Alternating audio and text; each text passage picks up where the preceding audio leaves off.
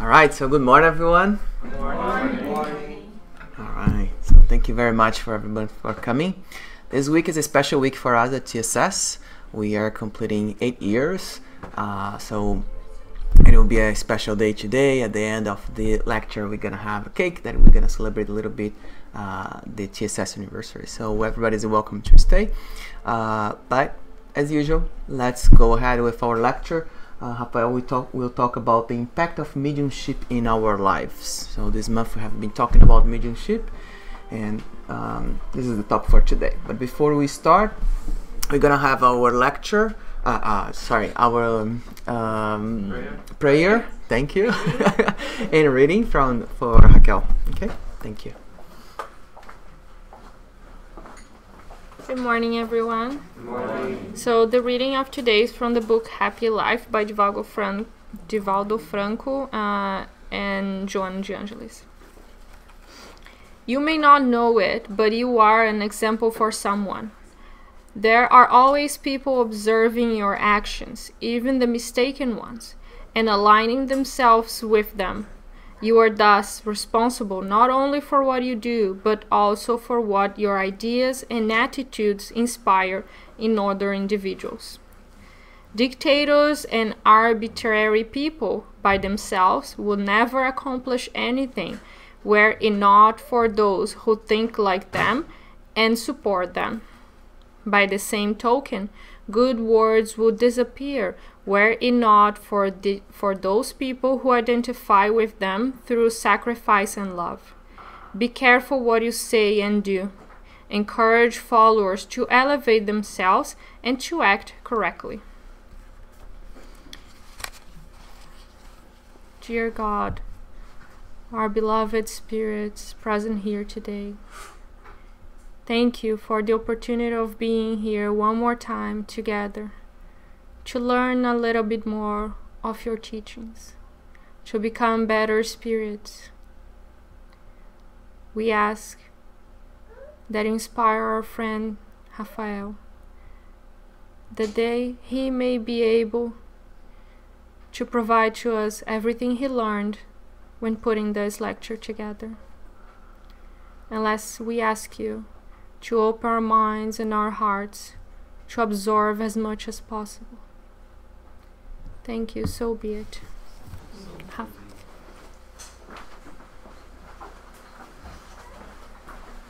Hi everybody, good morning. Let me turn this on.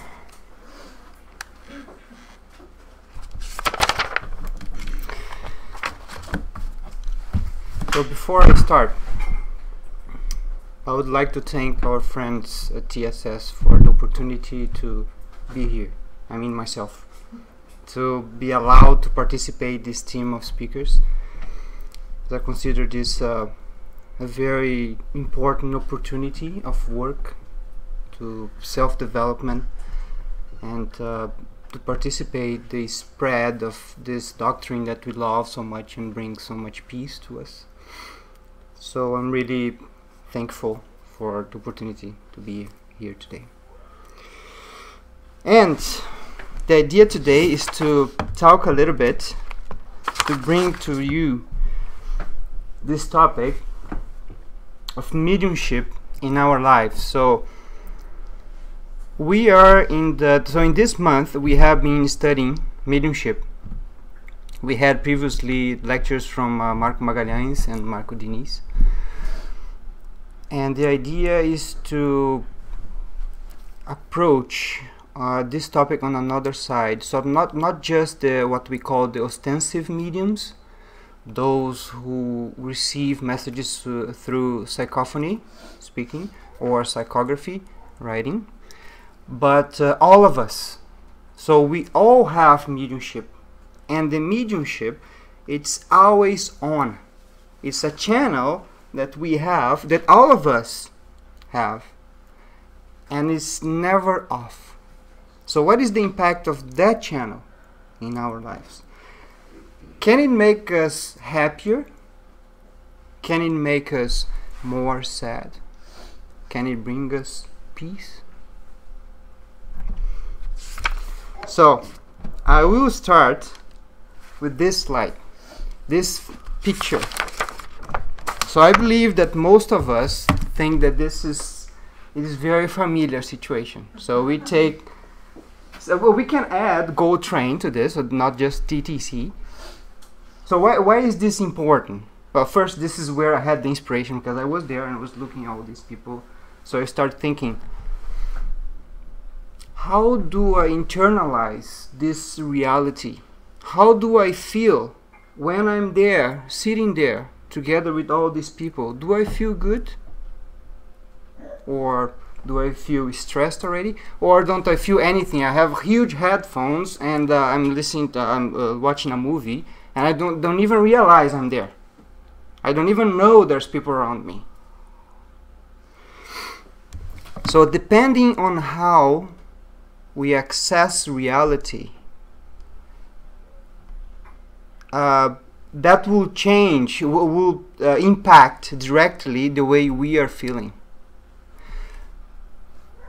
A person who is colorblind will see this picture, and that person is not going to see so many colors. The colors will mix together. Maybe you see a little bit of blue and everything else is brown, and that brings something to that person. There is you can see on the internet and YouTube, sometimes we see on Facebook, people who see colors for the first time. So now we have lenses, special lenses that you create, and you can correct the way our brain interpret color. So it's just like the lenses in our eyes, they have special sensors that capture blue, pink, and yellow, if I'm not mistaken, and then form the colors in our head. So that those lenses, the artificial lenses, they make that function for us. And then you can see the joy that people feel when they see color for the first time. So at that moment, they see a different reality. The picture that they see has just changed, and that immediately changed the way they feel. If a person, we imagine a blind person, the picture that blind person sitting in one of those chairs will form is completely different. Completely different. Maybe there is no depth feeling. You cannot see that this is a very big train. That person will rely on smell, on listening, and vibrations. And that will dictate how that person will be feeling that day. So my point is, mediumship, it's another sense that helps us to feel differently. It changes our perception. It changes how we comprehend reality. The thing is, mediumship, as I said, is a channel that is always on. But the amplitude of the signal, so the signal that comes through that channel is overwhelmed by the other five senses. So it's very subtle. And in order for us to identify or to connect with the data of what that is coming from that channel, we need to make silence. We need to make, more important than silence, inner silence. So that's one point that I want to touch today. And not just that, but in whatever body we have, whatever matter surrounds our spirit, the mediumship will always be there. So then you can think, but wait a minute, if I am discarnate, why do I need mediumship? I already be there. I already be a discarnate spirit. But there's always another plane. So if you think about planes of reality, so there's always a limit for what you can see, hear, and feel. There's always a limit. Even when you discarnate, there will be a limit. Your senses will be widened, but there will be a limit. And how do you access the next plane? Mediumship. Mediumship is a channel that is connected directly to God. It's hardwired in us. We can have a physical body, we can have a perispirit with this or that density. We will always have this connection with all the planes, straight to God. It's always with us. Some of us call conscience, or the little voice, or sometimes it's not a voice, it's a pain. It's a little, I'm doing something wrong and I know it is wrong, and it hurts somewhere. It hurts somewhere. I have no idea how to explain that, but it hurts. Sometimes we point to our heart. It seems that it hurts somewhere here.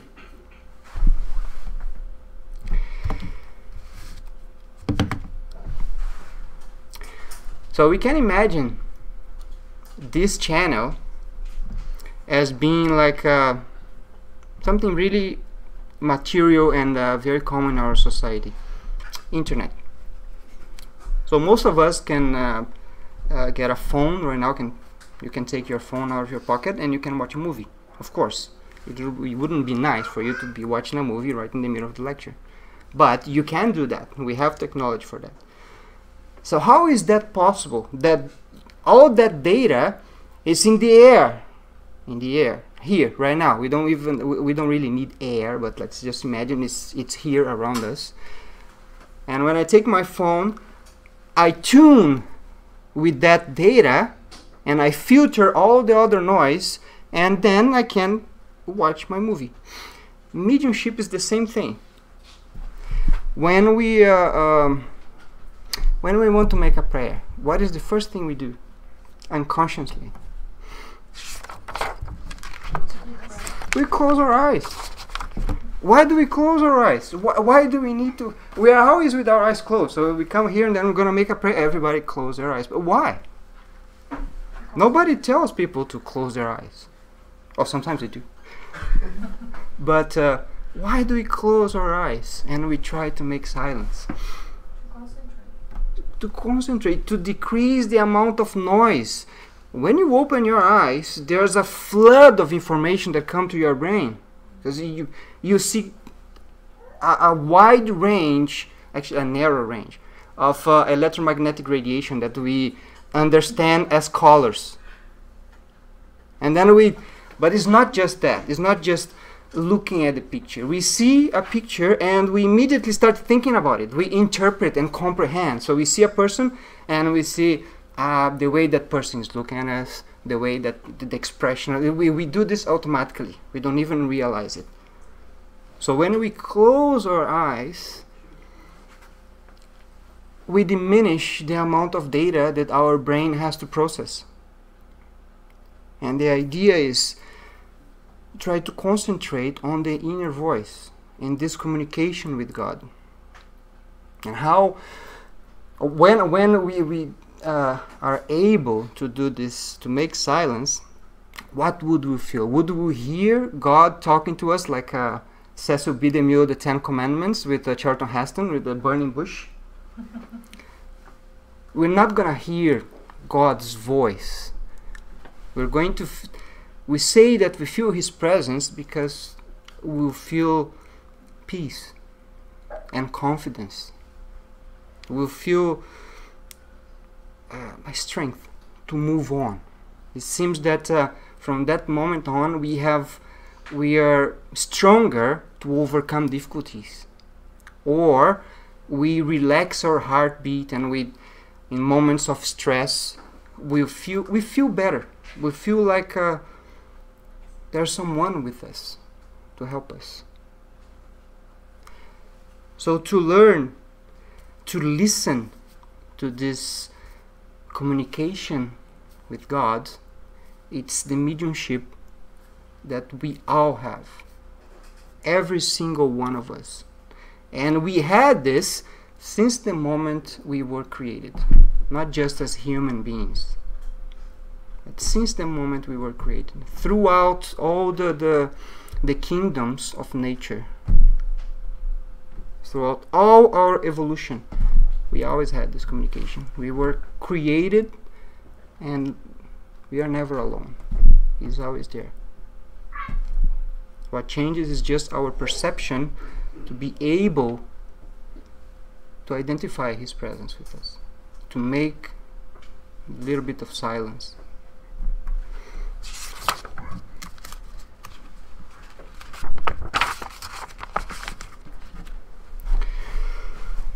So, all this that I'm saying helps us to comprehend reality. So I can be in the same picture, I can be there, sitting there, and I can be feeling like I'm just another worker without material assets or with a minimum wage, and I'm nobody special. I'm nobody special. I'm just another person. Or I can sit there and be thankful to be having another opportunity to be here, incarnate here, and work in my own development. Be thankful to be one of the chosen ones to be incarnate here. It seems there is a lot of people, but it's actually not. There's much more people discarnate. So the way I see and perceive that will change completely the way I'm feeling. Unfortunately, it's very common for us not to give rise to this silence, not to give a chance for this connection to God, or for this mediumship to flourish.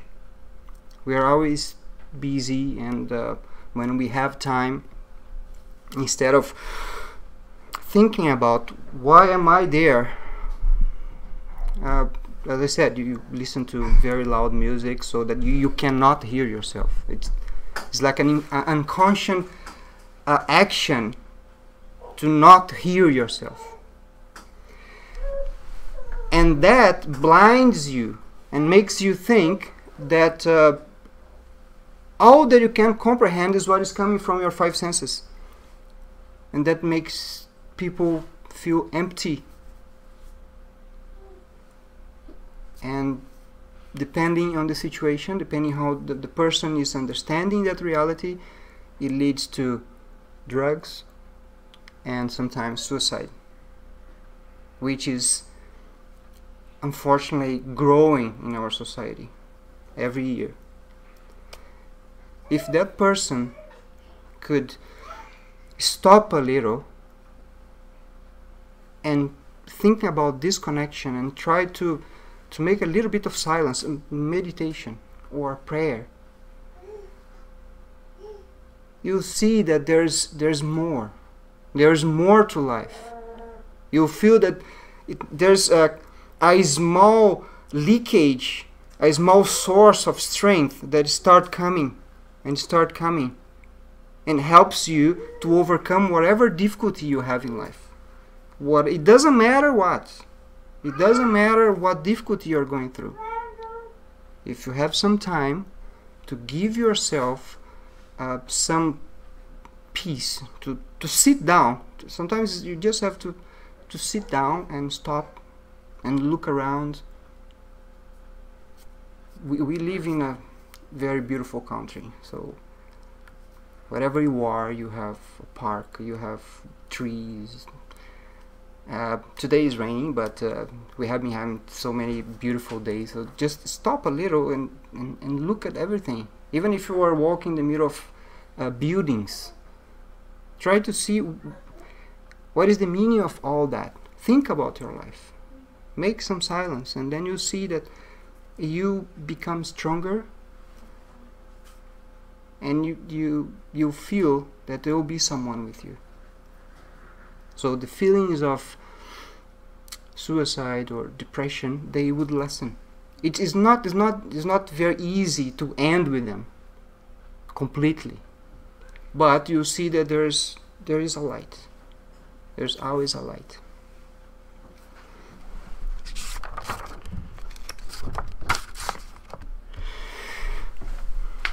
So, continuing this comprehension of reality, this has always been very important to us as as mankind. We always wanted to understand what is it that we see, what is really nature, what is it when I touch something, I feel that is solid, well, what is this? And one very important method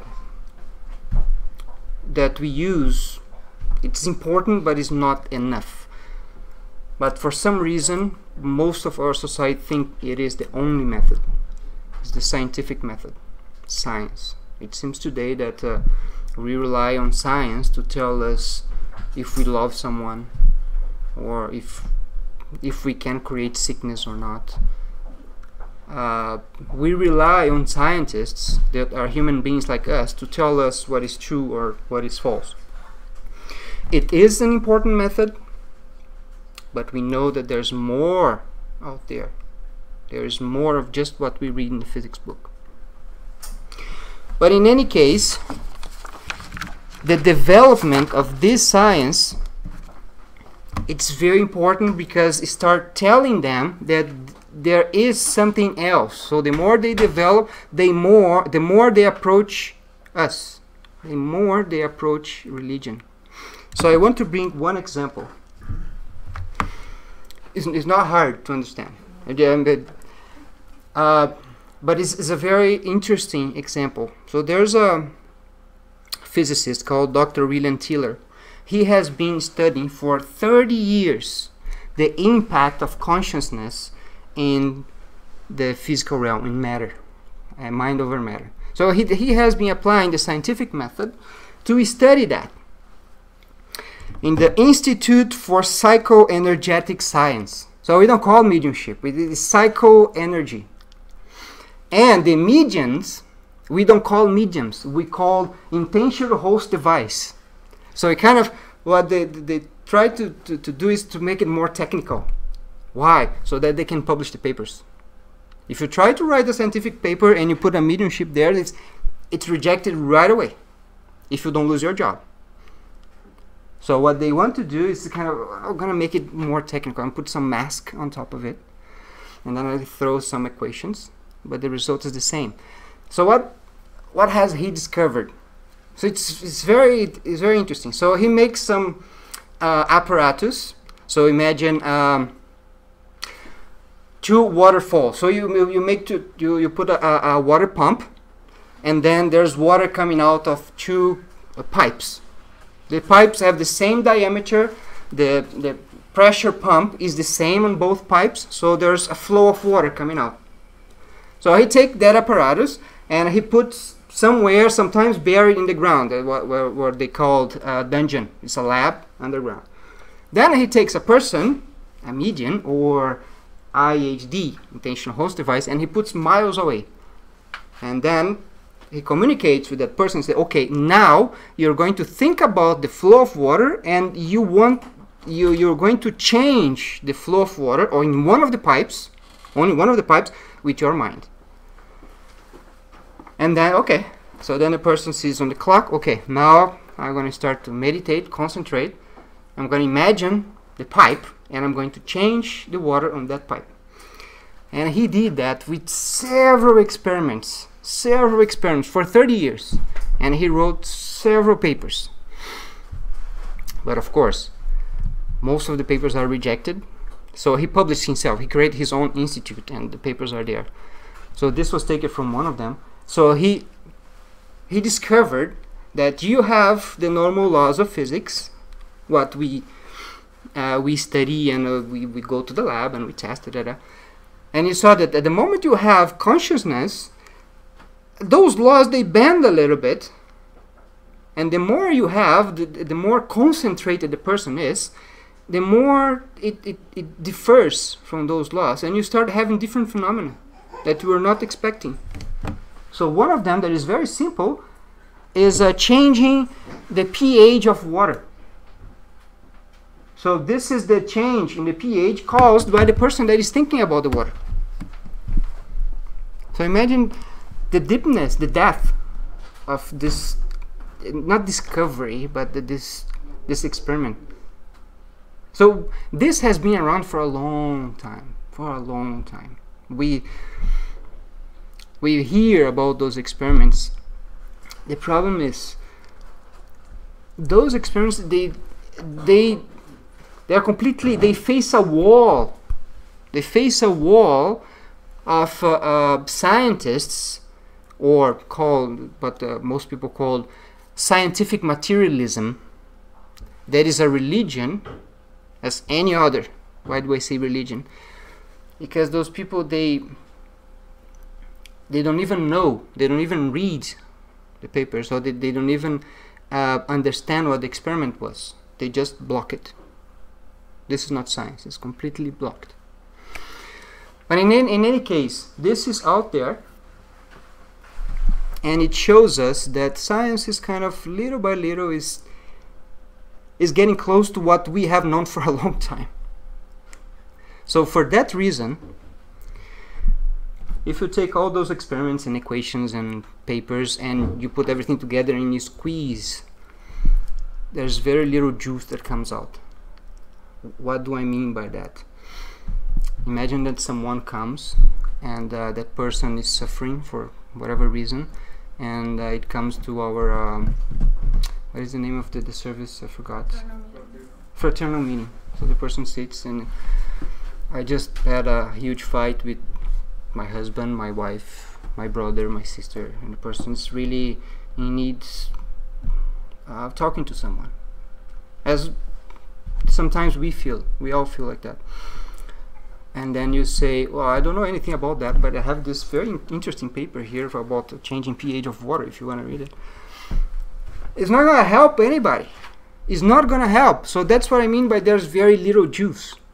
There's the juice of truth. There's very little. It's important because they're kind of, they're climbing their way, they're crawling, and they're approaching us. But there was an educator, and it's also a scientist, some time ago, that deployed a much better method, more than 150 years ago. And of course, we all know. So what did Kardec do? First, he was really efficient. So what he did was, he applied the scientific method, and he realized that those tables, or those phenomena, were created by spirits. So he identified, through scientific method, the existence of spirits. So then, instead of trying to write down equations, he asked them, what do you have in the other side? What is it where you are? Instead of trying to interpret himself, he asked them. It was much better. And then, of course, he asked several different mediums the same question in different places, so that he could, the same mechanism that Marco explained to us in the first lecture of this month, so that he could collect all that. And he did this collection through mediumship. So then we go back to the impact of mediumship. And then we have the collection of data in the books that we have here. Don't even need this picture we have here.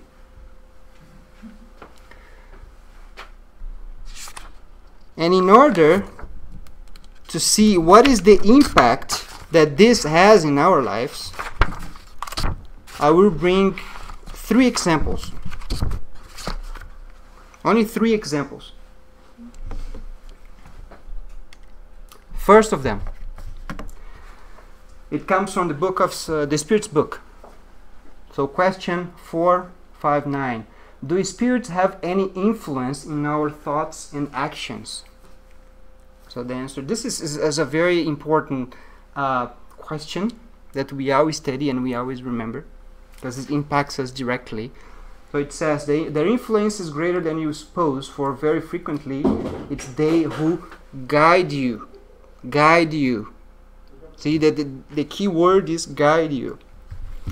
They do not control you. When we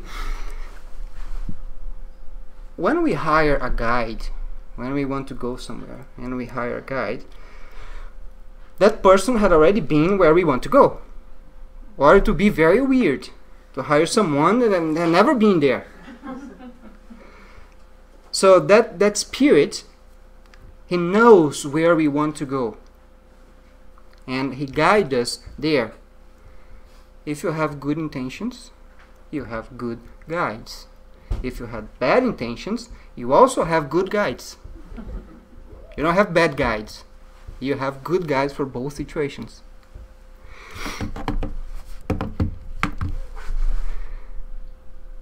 And the thing is, they can help you, unfortunately, to do a bad deed, but they can also help you to go through hardships of life. It depends on what type of silence you do. If your silence is seeking prayer, seeking connection to God, they will automatically connect to you. So when I say that you feel the strength coming from God, we are the intelligent tools of God. So God acts on us through spirits. So we will have a guide, we call it a spirit guide, on our side. And that spirit guide is going to help us to go through that situation. So what is the impact of that in our life? It's huge. It can change from one moment to the next how you feel. You can be completely lost. There's a very hard situation happening in your life, and sometimes you have a choice. I can go this way, I can go that way. Or there's nothing you can do. It happened, and there's nothing you can do. But then you will feel that anxiety. We have no idea how to tell our family members if they depend on us, depending on what happened. We have no idea how it's going to be the next day. How am I going to live another day? The situation is so hard, I have no idea what to do. They can guide us. So you want to either find a solution or to adapt. So they can help you to relax, to decrease your heartbeat, to breathe again, and to understand that that's not that hard. That situation is not the end of the world. You're gonna get through it. You will. It's going to end someday. Every suffering that we have here on earth meant to teach us, and it comes with an expiration date. It always comes with an expiration date. It's going to end. It's always going to end. This mediumship that we have helps us to connect with this truth, because we forget. It's very easy to forget. And if you make silence and make your prayer, it's going to come back to you. So that was one example from the Spirit's book. The second one that I think is very interesting is from the Gospel according to Spiritism. And it says, the Father's house is the universe. The different dwellings are the worlds that revolve in infinite space, offering to incarnate spirits stations appropriate to their advancements. That's also a known sentence, a known phrase. We can also see that in John chapter 14. So we read this so many times. It's in the third chapter of the Gospel, and we read this several times and we take it for granted. But if we see carefully, it described worlds as stations. If we go back to the picture of the subway, every time you go to a station, you don't stay there. It's a station. It's a way to collect people and for people to get off the subway. But it's not a place for you to stay and live there. You stay there for a temporary time, for a temporary period. This period could be dilated or contracted depending on how you see it. You are in it and you can see infinite or you can see very short. Just by the way you comprehend reality. the way you comprehend the reality you are in. This world is a station. And there's something else. Every station is better than the previous one. Every station is better. So we are going through several stations. We are in one now. So we think, wow, but this is kind of an eternity. It depends on your comprehension of reality.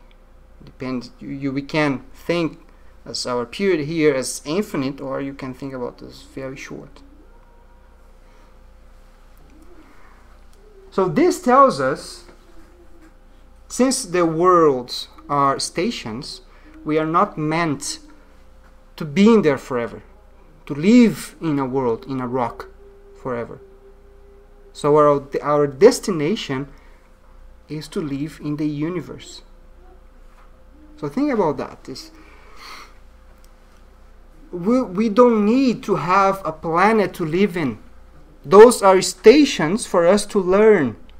One day, we're not going to need to be connected to a rock anymore. We will live in our Father's house, the infinite space. So that's, at least for me, is mind-blowing. In the same chapter, they talk about Earth. Sometimes it seems really harsh. They talk about, if you think about the universe with all the planets as being a city with several neighborhoods, Earth is like the worst neighborhood, the one that you never want to go to. But in that same neighborhood, you have a penitentiary and you have a hospital. So you need that. And that's where we are now. That's not me, that's them. They describe Earth like that, because probably that's how they see it. So then you think, everything that I go through in this life, and this world it's unfair, is this and that. It is not. It is a hospital. It's a place for people to learn. And we are here now. We are here now. But someday we're not going to be here anymore. It's a station. We are on a train, evolution train. And we are always moving forward. Someday we're not going to be here anymore. And even when we are here, it's not like some penitentiaries where it's purely punitive. It's not. It's educative. It's when we are here, we are always under the light of our Creator, and with the guide of all the spirits that work for Him. So we are never alone. Even here, even in this worst neighborhood of the city, we are never alone. So then, the last example comes from the Medium's book. And this is what we have been speaking. Every individual who senses the influence of spirits to any degree of intensity is a medium. This faculty is inherent to humankind.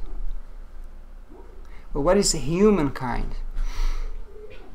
Humankind is not just on earth. The Spirit tells us that everywhere in the universe there are humans. It's also humankind. Maybe they look a little different. They will have close to the shape that we have. Close is like the crucifix. They will have something close to that. Maybe different color, maybe another mouth, or maybe 4 ears, I don't know. But they will also be human. And we are all connected. We are connected to them and they are connected to us. So this breaks the barrier of thinking that we are on a small rock on one arm of a galaxy. We are destined to live in the universe, to overcome the limits of a planet, and to be connected to every living being in the universe. Maybe that is too big for our small head. That's why we use the word infinite. The infinite is something that we cannot explain. It's too big for us. One day we're going to understand. But the most important thing of this is, if you make silence, if you learn to relax and connect to this channel, you will be part of this streaming of light that everybody receives.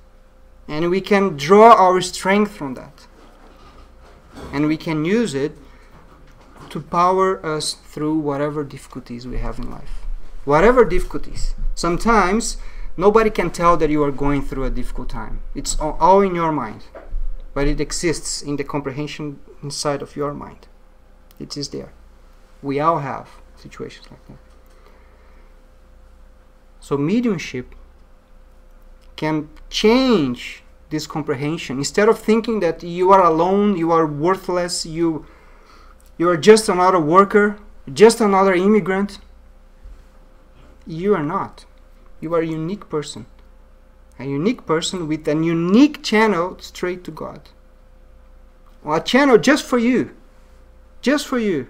It's not shared. It's just for you. And it depends only on you if you're going to stream data or not. If you're going to connect or not. There is one person that I admire that talked about this silence. So Mother Teresa, before she discarnated, she wrote a book, In the Heart of the World. And in that book, she writes that in the silence of the heart, God speaks. If you face God in prayer and silence, God will speak to you. Then you will know that you are nothing. It is only when you realize your nothingness, your emptiness, that God can fill you with Himself. Souls of prayer are souls of great silence. What does it mean, this nothingness? It means when we rely only in our five senses. We feel that there's something missing. There's something missing in us. Only when we realize that there is that piece missing, is that we remember that there is mediumship, that there is this channel, and then we allow ourselves to concentrate, to close our eyes, and to think. It doesn't matter where you are. You can be in the subway. If you close your eyes in the subway, nobody's gonna care. They're gonna think that you are sleeping. So you close your eyes, and even with the noise, with all the people, you try to concentrate and be thankful for a new day, or the end of a day, for having a job, for having a family, for having the love of your daughter, your son, your wife, your husband, your friends. When we allow ourselves to make this silence, it's when we start seeing how rich we are, how many good things we have in our life, and that we take it for granted. For some reason, we only remember that person that was rude to us. So we interact with 100 people in one day, and we remember only that person that was rude, and we don't remember the 99 that hold the door for us, that told us, have a good day, or have a nice day, who smiled to us. We don't remember, because we are hypnotized. We are hypnotized. We don't see that. So if you allow yourself to stop a little bit, you will start noticing, and that is going to give you the strength, and it's going to fill you. You see that you're not empty anymore. So this emptiness that we feel, the doubts that we have, is not something new. Oh, I'm going back. At the time of Jesus, there was one apostle called Bartholomew. we rarely hear about his name. We rarely hear things about Bartholomew.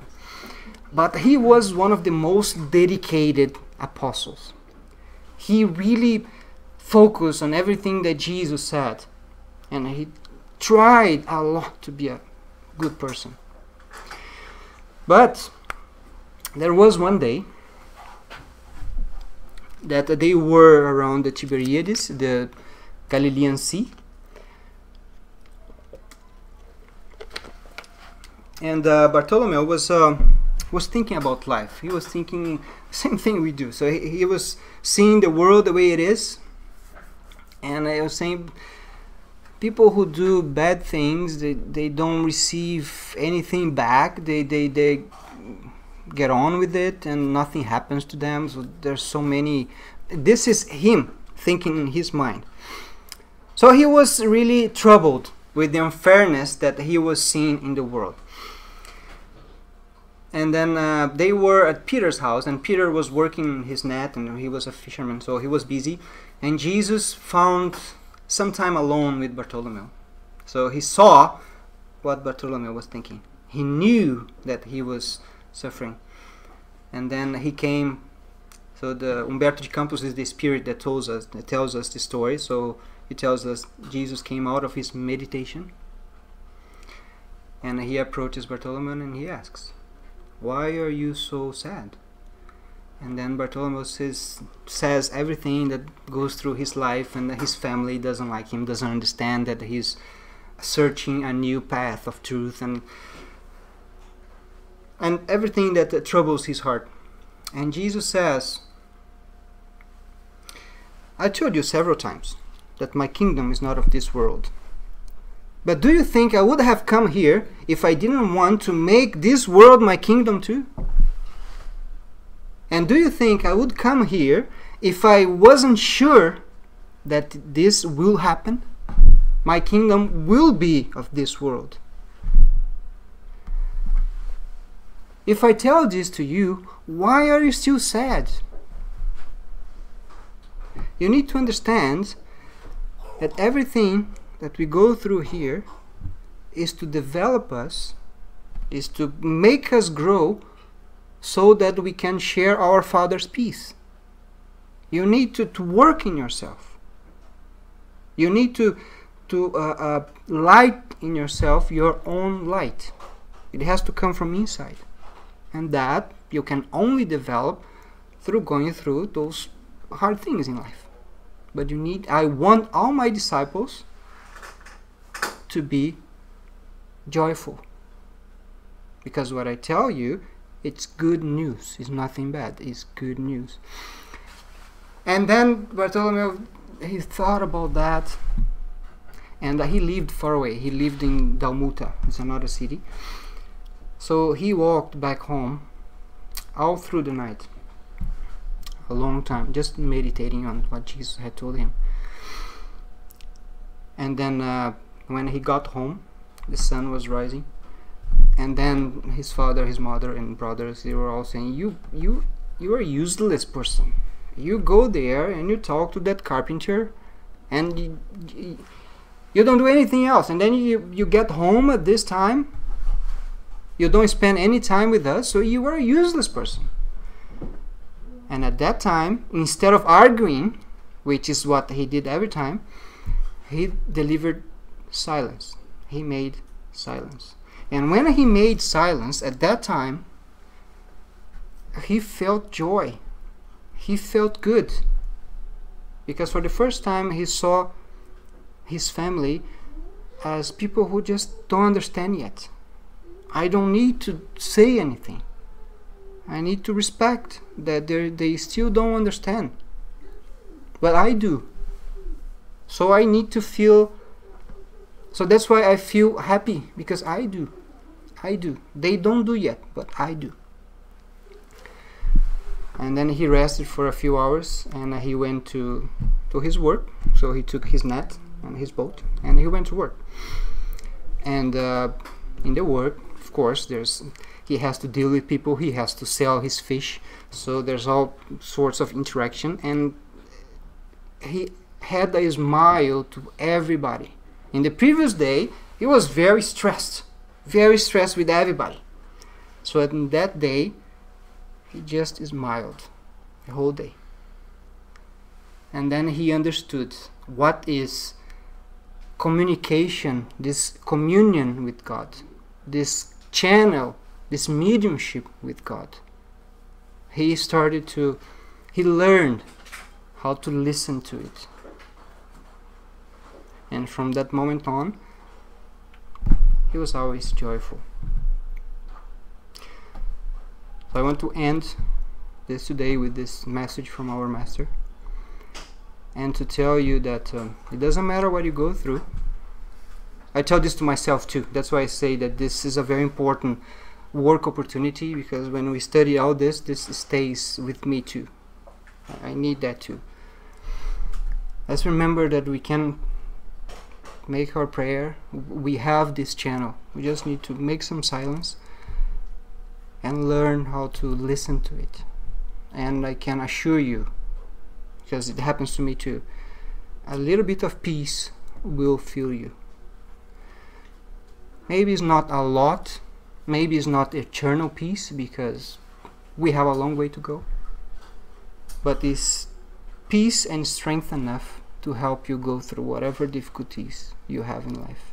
Sometimes that is all that holds you whole. There's nothing else. You see that everything is crumbling, and the only thing you have is this light that comes to this channel and holds you in one piece.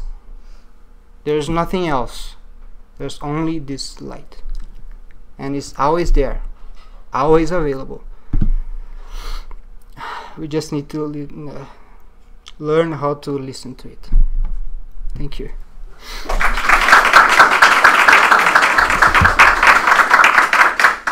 Thank you very much, Rafael. I think it was great and a reminder for us, right? We live in this society. There is so many information coming every time, everywhere, from every type of sources. So remind us to be quiet for a moment. It will be a great thing for the weeks to come. So we do have time for a few questions and answers. Anyone on the internet, if there is any question as well, or answer comment, we have the guys there in the back to give us the message. Anyone? I just want to put a comment on how interesting it's been my day. It's making me realize that mediumship is important. That connection is important, especially to, like I just said, each one of us. I came today with, it's been a while I don't come here because of my own difficulties and problems that I get, in a loop with it. And sometimes it's difficult to sometimes get out of it. It's only the bad side helping you with great guides. Mm-hmm. And then I had a wonderful guide that reminded me about the Spiritist Center this week. And I forced myself to be here today, and I'm so glad. So I was fighting my own difficulties, and I believe it was a sort of a mediumship connection that person gave me that message that I needed. And then I come today, I get into this Uber, and this lady was just like Bartholomew. She was crying, she was like in a desperate moment, and because I said I was coming to my spiritual church, she opened up, and I felt so helpless. I'm like, oh my God, I'm coming from my own hole, try to look for some light, and like how there's no coincidence, and how mediumship is there for me to call the right moment, to get the right driver. And I'm like, my God, how can I help? I was all thinking about what I could do. And in the end, I just realized it was like, she was actually a message for myself, for what I was going through. So mediumship is this connection to something special that's guiding us, as you said. They guide us through life, and how important it is to be aware of those messages that you get throughout the day. Because they're trying all the time to call us, especially when you're in difficulties. And we don't want to see, but mediumship is one way of connecting to the message that they're giving to us to help us to go through whatever we're going through life. So it's interesting today. Thank you for sharing. It was a great speech. Anyone else want to comment or ask any question? Internet, no? Alright, so thank you again, Rafael. Thank you. Thank you for those watching us through the internet. We're going to close the transmission now. So I invite you guys to finish with your own prayer at your home. And for those that are here, we're going to get prepared for the passes.